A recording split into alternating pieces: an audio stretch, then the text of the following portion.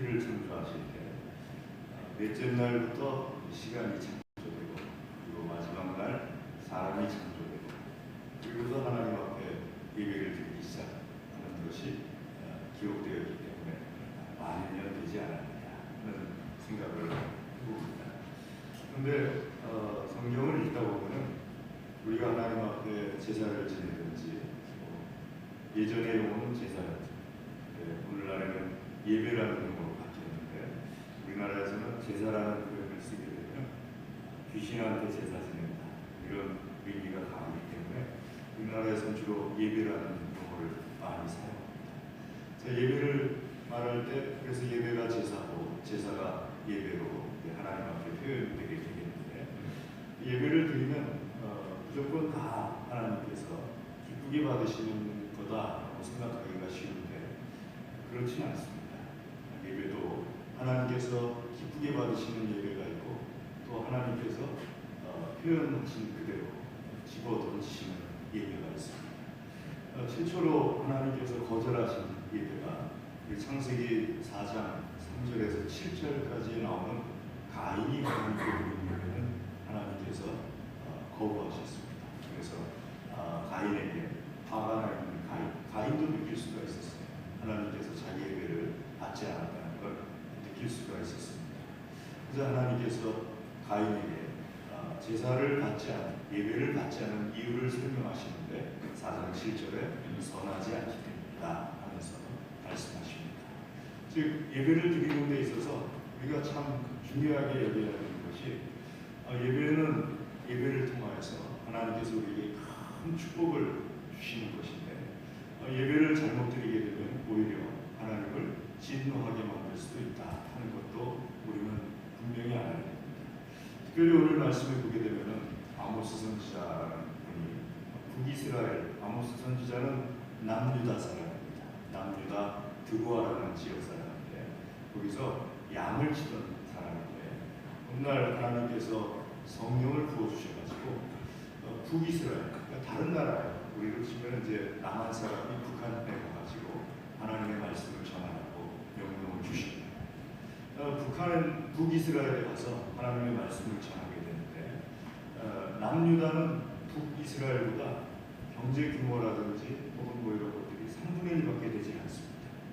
그러니까 북이스라엘의 가장 번화한 곳에 가서 말씀을 전하라고 하는 거예요. 명동 정도 되는 곳에 가서 말씀을 전하라고 하니까 이 아모스가 북이스라엘로 올라가서 말씀을 전하는데 이때 같이 활동했던 북이스라엘의 선지자가 지난주에 우리 함께 나눈 호세아 선지자입니다. 호세아 선지자가 북이스라엘을 굉장히 때리지 않습니다. 우리말로 하나님의 말씀으로 막 때리지 않습니다.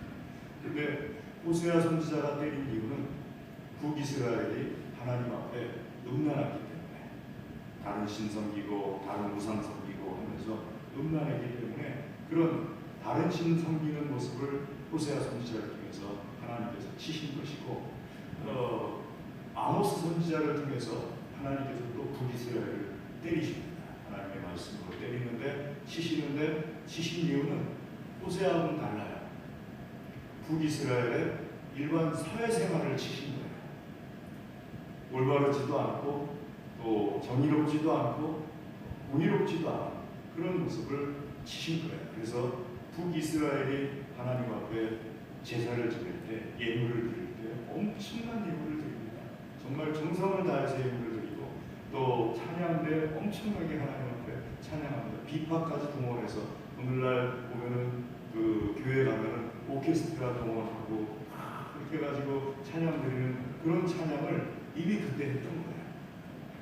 자, 그런데 하나님 앞에서 이 아모스 선지자가 가가지고 북이스라엘 예배 드리는 사람들, 제사 드리는 사람들한테 너희 예배를 하나님이 받으실 줄 아느냐? 집어 던져버리신다 하면서 야단을 치는 거예요.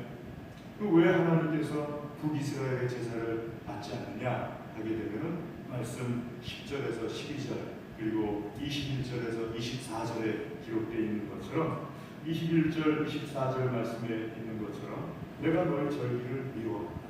너희가 성회들을 기뻐하지 않는다. 또 번제를 드려도 내가 받지 않고 소제를 드려도 받지 않고 22절에 있는 것처럼 화목 축복제도 내가 받지 않고 23절에 노래, 찬양의 찬양도 받지 않고 오케스트라 연주도 내가 받지 않고 다 내가 거부한다. 왜냐하면 10절에서 11절 말씀 보게 되면 말씀에 우리가 성문에서 책망하는 자를 미워하고 또 정직히 말하는 자를 싫어하는도다. 너희가 힘없는 자를 밟고 그에게서 미래 부당한 세금을 부당하게 거두어들인다. 그러니까 내가 너희를 실험해서 너희가 드리는 예배 안 받는다. 너희가 드리는 소제도 안 받고 너희가 드리는 제물도 안 받고 11조도 안 받고 뭐 기도도 안 받고 찬양도 안 받고 음악도 나는 받지 않는다 하면서 하나님께서 딱 거절을 해버리신 겁니다. 자, 이렇게 하나님 앞에 북이스라엘은 자기들 나름대로 열심히 하나님 앞에 예배드린다고 했는데 하나님께서는 북이스라엘의 예배를 나 안 받아! 그러고서 그냥 거절해버리는 것이 너무 당혹스러워요. 그래서 말씀 속에 보게 되면 아모스 선지자를 북이스라엘의 선지자들이 찾아옵니다.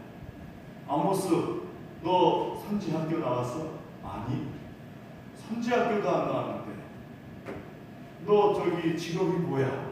나 양 치는 사람인데 양이나 가서 쳐. 너 나라가 어느 나라야? 나 남유다 사람인데 니네 나라나 가서 해.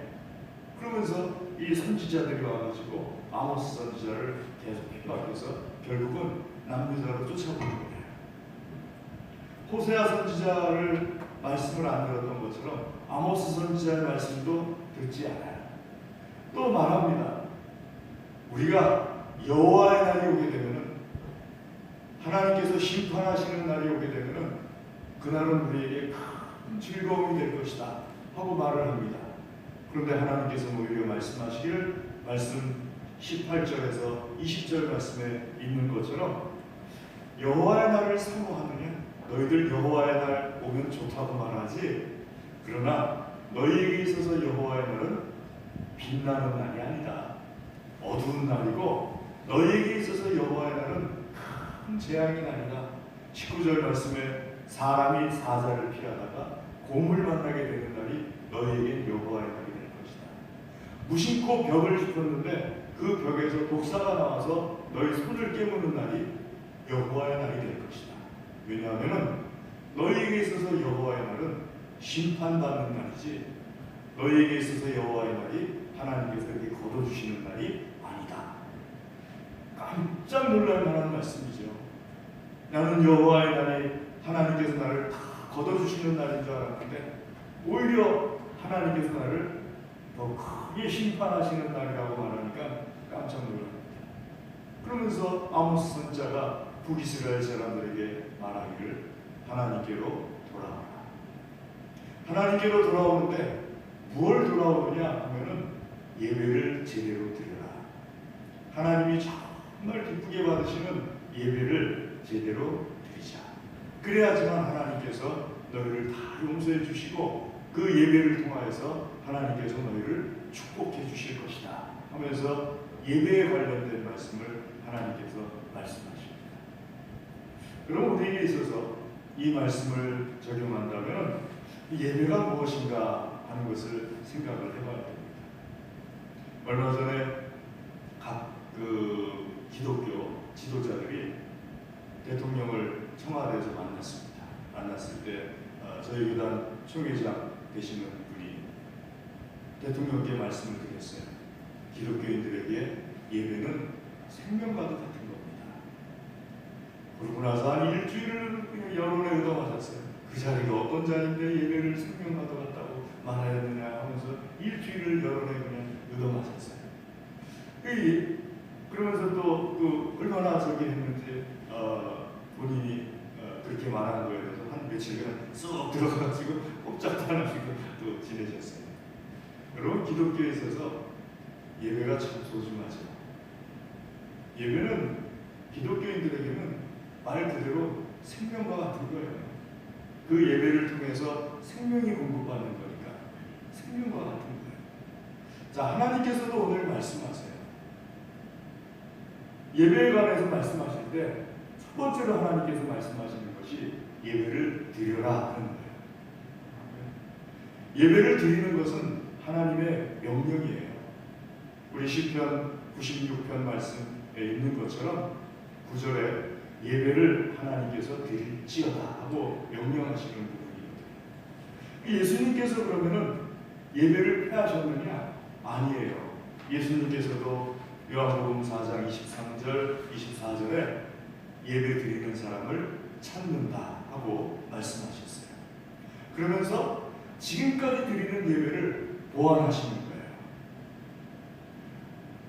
하나님 앞에 예물을 드릴 때 11조, 감사원금, 근체죠. 감사원금, 향유, 또 이렇게 어떤 목적 헌금이죠.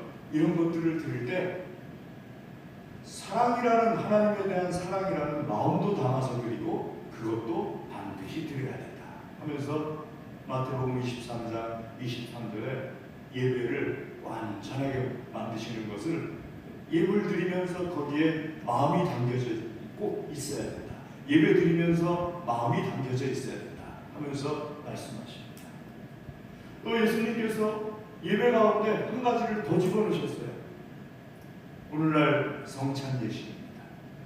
예배를 드리면서 성찬예식을 통해서 예수님의 피와 예수님의 살을 우리 믿는 사람들이 함께 나누도록 예수님께서 예배를 보완해 주셨어요.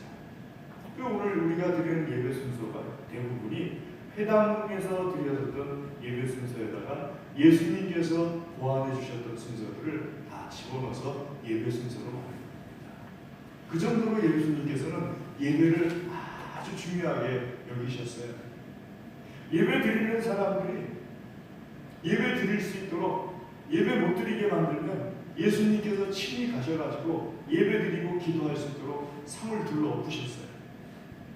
예수님께서 상을 둘러 엎으신 장소가 어디냐?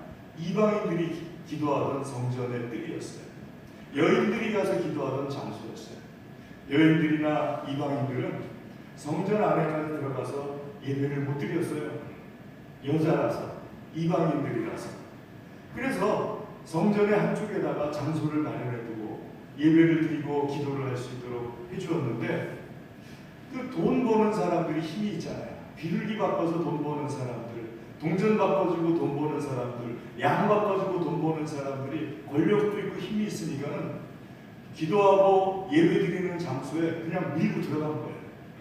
거기다가 상 차려놓고서 거기서 동전 바꿔주고 소도 바꿔주고 양도 바꿔주고 하는 거예요. 옆에서 이방인들, 여인들이 와가지고 기도하는데 힘이 없으니까는 이 사람들을 매출 사달라는 말도 못하고 기도하는데 그냥 집중해서 얼마나 집중해서 기도하겠어요. 쥐야 하면 음매하고 쥐야 하면 떼그락떼그락하고, 그러니까는 집중을 해서 기도해야 되니까는 이 모습을 안타깝게 여기신 예수님께서 친히 그 사람들의 상을 둘러 엎으시고 채찍을 내려치시고 하면서 기도할 수 있는 공간을 마련해 주신 것이 그 성전 정화 사건이에요. 그러니까 예배 드릴 수 있도록 그렇게 만들어 주신 거예요. 그러니까 예배가 종종 우리가 안 믿는 사람들이 생각하는 것처럼 뭐 예배를 저렇게 중요하게 여겨 하고 생각하는데, 예수님 믿는 사람들에게 있어서는요, 예배는 아주 중요한 거죠. 교회의 목적이 뭐예요? 예배죠. 예배 드리게 하기 위해서 교회를 하나님께서 세우시고, 두 번째가 이제 전도죠. 사람 사랑하게 하기 위해서 교회를 세우신 거죠. 그만큼 예배는 아주 중요한 거다. 예배는 생명과 같은 거다. 자, 이 생명과 같은 예배를 그럼 생명과 같게 만들려면 어떻게 하나님 앞에 예배를 드려야 되느냐? 우리 관점에서 생명과 같게 예배 드려서는 안 됩니다. 하나님의 관점에서 생명과 같게 예배를 드려야 됩니다. 그래야지 그 예배가 생명과 같은 예배인 거예요. 자, 하나님의 관점에서 그러면은 생명과 같은 예배가 어떤 것이냐? 내 관점에서가 아니고, 내 관점은 북이스라엘 사람들처럼 할 수도 있는 거예요. 북이스라엘 사람들처럼 우상 섬기고 오고, 또 북이스라엘 사람들처럼 온갖 나쁜 짓 하고 오고, 그러면서도 예배 시간에만 집중하면은 생명과 같이 예배 드렸다고 얘기할 수가 있는 건데 잘못된 거죠. 하나님께서 보시기에 생명과 같게 드려야지 그 예배를 통하여서 하나님께서 우리에게 생명을 불어넣어 주시는 거거든요. 그럼 하나님께서 보시기에 생명과 같은 예배의 조건이 있습니다.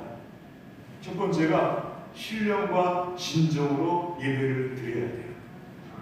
신령과 진정이라는 것은요, 다른 말로 얘기하면 예수님 믿는 사람들이 드리는 예배가 생명과 같은 예배인 거예요. 예수님 안 믿는 사람들이 예배를 드리는 것을 하나님께서 받으시느냐? 안 받아요. 거듭난 사람들이만이 하나님 앞에 예배 드릴 수가 있고 하나님께서 그 예배를 기쁘게 받아주세요. 한 25, 6년 전에요, 우리나라에 한참, 그러니까 90년 전후에서 이 열린 예배라는 것이 유행을 했습니다.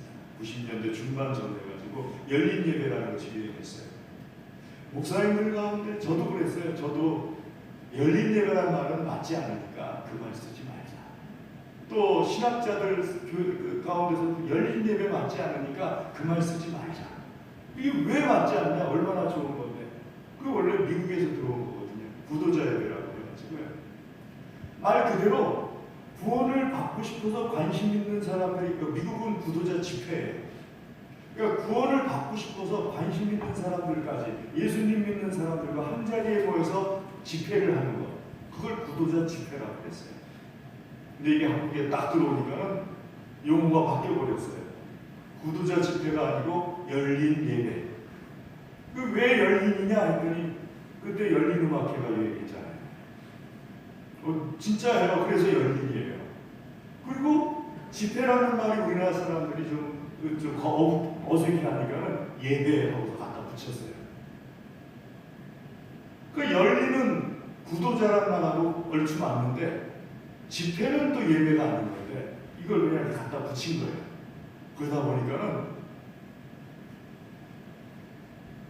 예수님 안 믿는 사람들도 예배를 드릴 수 있다는 잘못된 생각을 집어넣어 주는 거예요. 근데 여러분, 예수님 안 믿는 사람은 하나님 앞에 예배 드리지 못해요.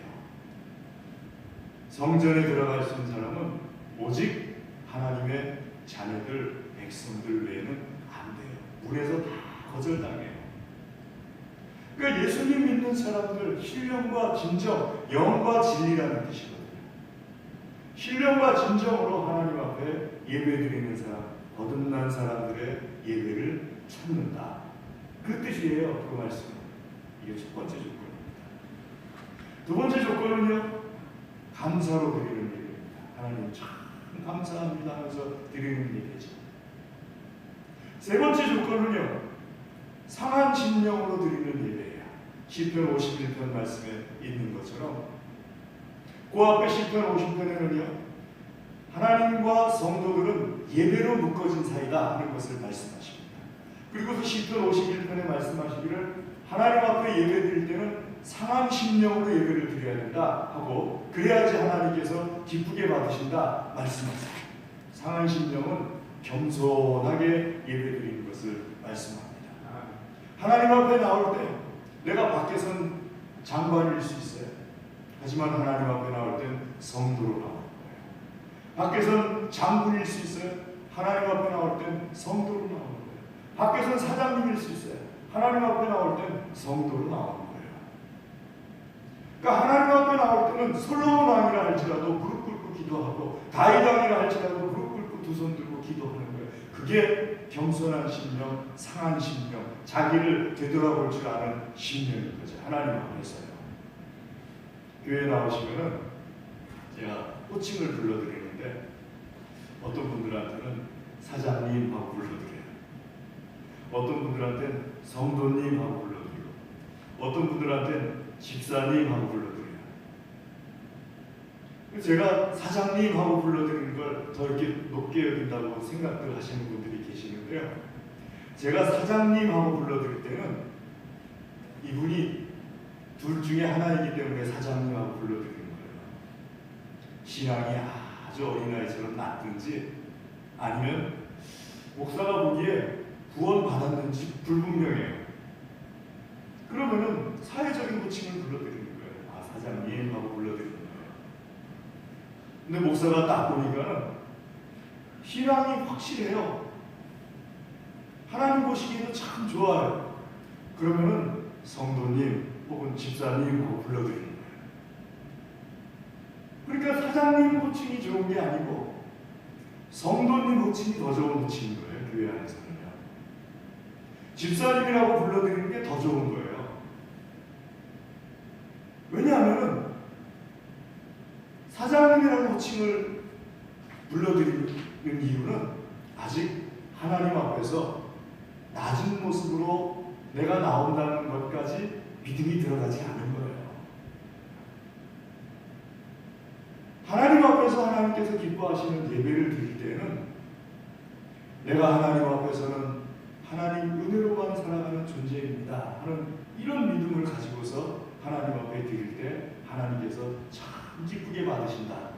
그 예배가 하나님께 생명 있는 예배다 하는 것을 우리가 알아야 될 줄로 믿습니다. 마지막으로 참 중요한 것이 오늘 말씀입니다. 오늘 말씀 24절에 있는 것처럼 정의를 물같이 공의를 마르지 않는 강같이 흐르게 할지어다.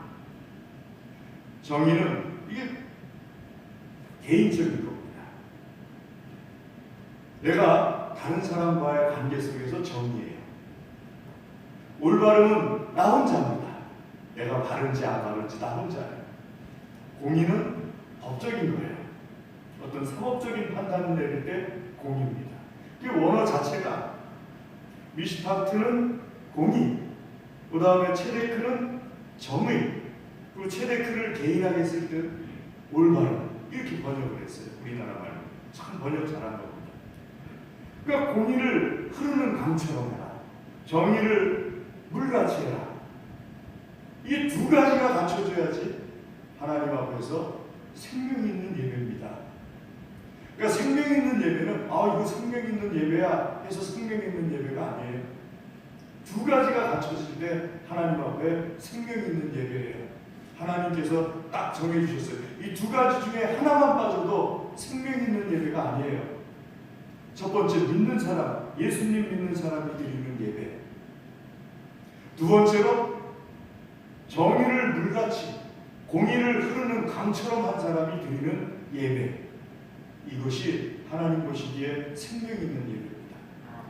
그럼 정의를 물같이 하는 게 뭐냐? 예수님 친히 말씀하신 것처럼요. 여러분 성경에 고르반이라는 말씀 들어보신 적 있잖아요. 예수님께서 직접 비유로 말씀하신 거죠. 이런 거예요. 나에게 부모가 있는데 부모님에게 한 달에 매달 용돈 20만 원씩 드려요. 많이 주는 거죠. 20만 원씩 용돈을 내가 받고 있는 월급에서 드려요. 매월 부모님에게 드리고 부모님도 나처럼 같은 교회를 다녀요. 어느 날 내 마음속에 큰 감동이 일어났어요. 하나님께 특별한 예물을 드리고 싶은 감동이 일어났어요. 그래서 하나님 앞에 20만 원 작적 감사원금을 딱 드렸어요.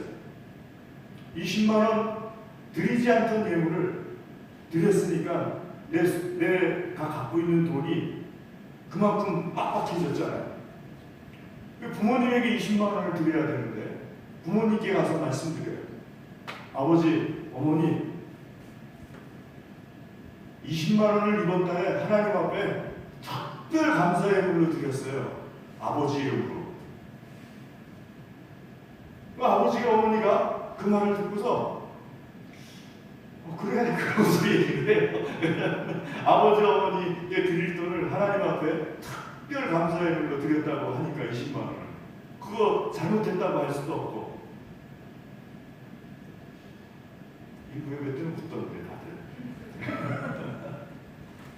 그러니까 예수님께서 그때 콕 집어서 그게 정의롭지 못하고 불의한 거다 하고 말씀하시는 거예요. 하나님 앞에 특별 감사의 예물을 드릴 거면은 내가 드리고 싶은 내 돈에서 드려야지 부모님에게 드릴 20만 원에서 하나님께 특별 감사의 예물을 드린다고 드려버리면은 부모님의 것을 빼앗아서 하나님께 드린 건데 그게 어째서 하나님께서 기쁘게 받으신다고 생각하겠느냐? 그게 어떻게 해서 하나님께서 받으시는 예배냐 하면서 고르반 비유를 말씀하시는 거예요. 예수님은 이미 마태복음 5장 23절 24절에 말씀하시기를 예배에 대해서 강조를 하시면서 예배를 예배답게 하려면은 하나님께 제물을 드리다가도 형제와 이웃사람과 관계가 틀어지고 잘못한 것이 생각나거든요. 제물 드린 것을 딱 멈춰놓고서 그 형제에 가서 이웃사람에게 가서 서화를 하고 용서받고 그런 다음에 하나님 앞에 와서 멈췄던 그 제물을 다시 드려라. 그래야지만 하나님께서 그 제물을 받으신다 말씀하셨거든요. 그러니까 예배를 드리는 데 있어서 정의로워야 된다. 공의로우려고 힘써야 된다. 공의라는 것은 뭐냐면 아까 말씀드렸죠. 사법체계 안에서 벌어지는 거예요. 요즘 뉴스 많이 보시니까는 뭔지 금방 아실 거예요. 어느 장관님이 뭐 그 장관님의 아들이 하면은 무죄고 다른 일반인 아들이 하면은 유죄고 공의가 무너진 거예요. 만약에 그 장관님이 종교는 잘 모르겠지만 장관님이 그렇게 하고서 하나님 앞에 가서 그 열심으로 생명 있는 예배를 드린다. 하나님께서 그 예배 집어던지고 계세요. 내 아들이 무죄면 남의 아들도 무죄. 똑같은 경우에 남의 아들이 똑같은 경우에 유죄면 내 아들도 똑같은 경우에 유죄. 이게 공의예요. 그리고 이런 공의가 실행될 때 그렇게 한 다음에 하나님께 나와서 하나님 앞에 열심히 예배 드릴 때 하나님께서는 생명 있는 예배로서 받으시는 거예요. 그럼 우리 믿는 사람들이 생명 있는 예배를 드리려고 힘써야 됩니다. 왜냐하면 하나님의 관점에서 내 관점이 아니고 하나님의 관점에서 생명 있는 예배를 드리게 되면은 그 예배가 정말 생명을 나에게 하나님께서 불어넣어 주시는 통로가 되거든요. 근데 예배를 드리면서도 정의롭지도 않아요. 공의롭지도 않아요. 올바르지도 않아요. 그런데 내 혼자 생각에 예배를 드리면 하나님은 무조건 받으신다라고 생각을 하고서 드리잖아요. 하나님 무조건 받으시는 분이 아니에요. 이미 성경에 예배를 거절당한 사람들이 많아요. 올바르지도 않고 정의롭지도 않고 공의롭지도 않아서 예배 거절당한 사람들이 얼마나 많아요. 어떤 사람은 그렇게 예배 드리다가 왕 자리에서 쫓겨나기도 했어요. 사울 왕처럼요. 예배는 잘 드리면 나에게 영육간의 생명을 불어넣어주고 예배를 잘못 드리면 하나님께서 진노해버리는 거예요. 그래서 우리가 예배를 생명처럼 여겨야 되는 겁니다. 이 예배를 통해서 나의 모든 것을 하나님께로부터 공급받는 거니까요. 사랑하는 그 여러분, 우리가 하나님 앞에 예배 잘 드리는 것을 힘쓸 수 있기를 주의 이름으로 권면합니다. 큰 축복 받으시기를 주의 이름으로 축복합니다.